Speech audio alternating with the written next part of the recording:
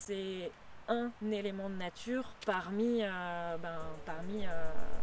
reste.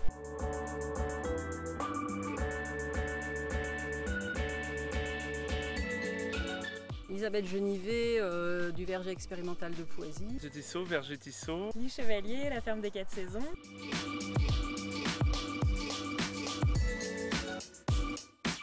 Les vergers sont stérilisés. On n'y voit aucune biodiversité. Alors c'est complètement faux.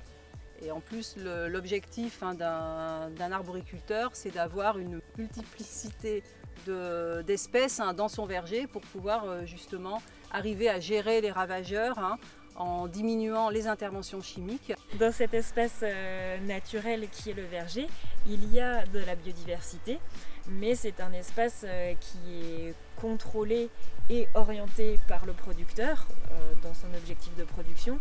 Donc la biodiversité ne se voit pas forcément quand on se promène dans un verger, car un insecte va être très petit et on est obligé d'observer spécifiquement s'il y a des ravageurs et les insectes qui vont pouvoir se nourrir de ces ravageurs.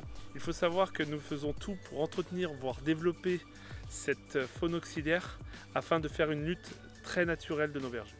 L'objectif, c'est de garder un petit peu de pression en début de saison pour faire venir ces auxiliaires.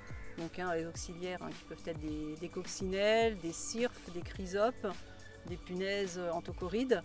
Et comme ça, quand la pression par exemple de pucerons va augmenter, ils seront directement sur le verger pour pouvoir limiter les populations de pucerons. On fait des suivis de ces insectes corrélés aux populations de ravageurs et on se rend compte que si on laisse faire la nature, ils peuvent être grandement utiles pour nous aider à lutter contre certains ravageurs du pommier et du poirier. Donc c'est un élément de nature parmi le reste.